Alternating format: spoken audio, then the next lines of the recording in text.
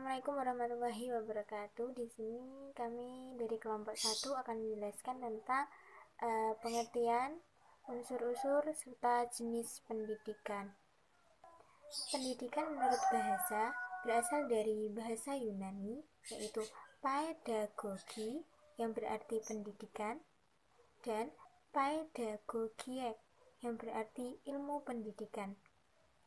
Kemudian, pengertian pendidikan juga dijelaskan dalam Kamus Besar Bahasa Indonesia tahun 1991, yaitu pendidikan adalah sikap dan tingkah laku seseorang atau sekelompok orang dalam usaha mendewasakan manusia melalui upaya pengajaran dan pelatihan.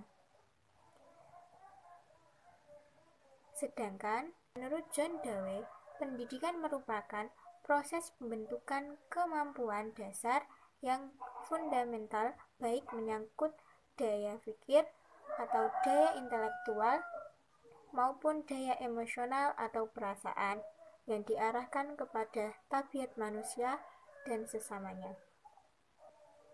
Menurut Ki Hajar Dewantara, Bapak Pendidikan Indonesia, pendidikan sebagai daya upaya untuk memberikan tuntunan pada segala kekuatan kodrat yang ada pada peserta didik, baik sebagai manusia maupun sebagai anggota masyarakat, dapat mencapai keselamatan dan kebahagiaan lahir dan batin. Dan unsur-unsur pendidikan. Unsur-unsur pendidikan yang pertama adalah peserta didik.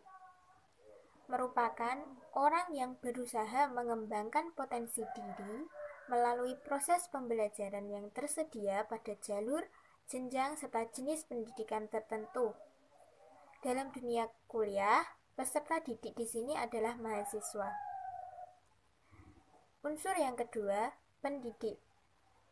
Pendidik adalah pengajar yang akan mengajar dan melatih peserta didik dalam suatu kegiatan pembelajaran.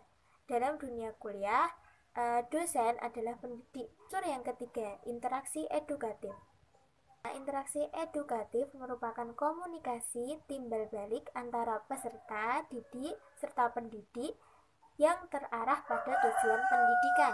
Adanya yang bertanya dari peserta didik, kemudian pendidik menjawab. Itulah komunikasi timbal balik di sini.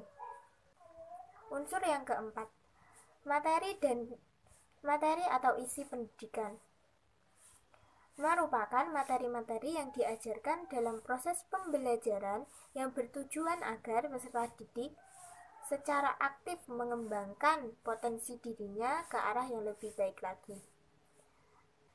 Contohnya adalah dalam dunia kuliah, misalnya biologi, maka tentu saja materi yang diajarkan tentu yang berhubungan dengan biologi. Kemudian unsur yang kelima, alat dan metode. Alat dan metode di sini adalah alat dan metode pembelajaran yang menyokong hingga mengembangkan lingkungan pembelajaran.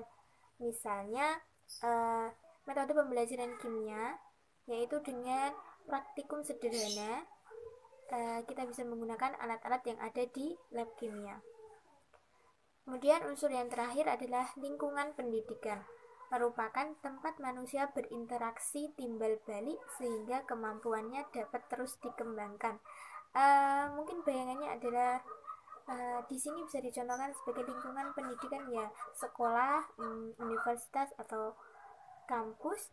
Namun karena kita di masa pandemi, lingkungan pendidikannya mungkin lebih ke aplikasi pendidikan. Kalau kita itu bisa menggunakan Vclass atau grup WA. Baik, itu presentasi dari saya. Untuk materi selanjutnya akan dilanjutkan oleh rekan saya, Haizatun Nikmah. C. Jenis pendidikan. Terdapat 3 jenis pendidikan yang ada di Indonesia, yaitu 1. Pendidikan formal. Pendidikan formal adalah jenis pendidikan yang terstruktur dan memiliki jenjang mulai dari pendidikan anak usia dini, pendidikan dasar, pendidikan menengah, pendidikan atas, dan pendidikan tinggi. 2. Pendidikan nonformal. Pendidikan nonformal adalah D. Tujuan dan manfaat pendidikan. 1. Tujuan pendidikan. Salah satu tujuan pendidikan bangsa Indonesia adalah untuk mencerdaskan kehidupan bangsa. Hal ini tercantum dalam pembukaan UUD 1945 alinea keempat.